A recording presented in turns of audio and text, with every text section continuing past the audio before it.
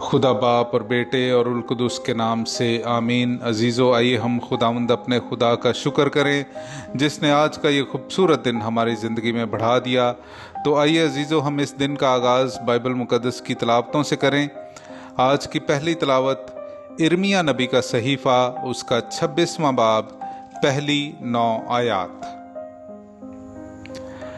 शाह यहूदा योयाकीम बिन यूशिया के अहद सल्तनत के शुरू में इर्मिया ने खुदावंद से ये कलमा पाया जब उसने कहा कि खुदावंद यूं फरमाता है, खुदावंद के घर के सहन में खड़ा हो और जिन बातों के उनसे कहने का मैंने तुझे हुक्म दिया वो सब उन लोगों से कह जो यहूदा के तमाम शहरों से सजदा करने के लिए खुदावंद के घर में आते हैं, और उन बातों में से एक भी फरोगुजाश्त ना कर, शायद कि वो सुने और उनमें से हर एक अपनी बुरी राह से बाज आए, तो मैं भी उस बदी से रुक जाऊं जो मैं उनके बुरे अमाल के बायस उनसे करने का इरादा करता हूं। बस तू उनसे कह कि खुदावंद यूं फरमाता है, अगर तुम मेरी ना सुनो कि उस शरीयत पर चलो जो मैंने तुम्हारे सामने रखी है, और मेरे उन बंदों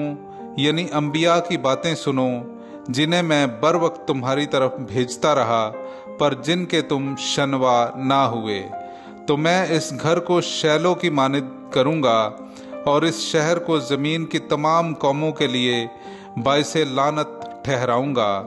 और काहिनों और नबियों और अवाम ने इर्मिया को खुदावंद के घर में ये बातें कहते सुना।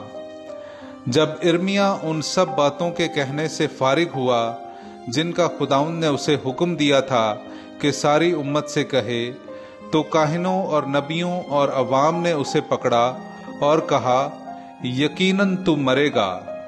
तूने खुदावंद के नाम से क्यों नबूवत करके कहा कि ये घर शैलों की मानिद हो जाएगा और ये शहर वीरान किया जाएगा और कि इसमें कोई बसने वाला ना होगा। और सब लोग इर्मिया की मुखालफत पर खुदावंद के घर में जमा हुए। पाकलाम का पढ़ा और सुना जाना हम सब के लिए बाइसे बरकत हो। खुदा का शुक्र हो।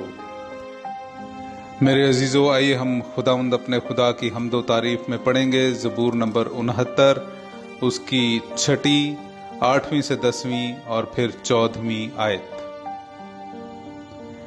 ऐ खुदा, तू मेरी जहालत से वाकिफ है और मेरे गुनाह तुझसे पोशीदा नहीं, क्योंकि तेरे लिए मैंने मलामत उठाई है और शर्मिंदगी मेरे मुंह पर छा गई है। मैं अपने भाइयों के नज़दीक बेगाना और अपनी माँ के फर्जंदों के नज़दीक अजनबी बना हूँ, क्योंकि तेरे घर की गैरत मुझे खा गई है और तेरे तानों के लान तान मुझ पर आ पड़े हैं।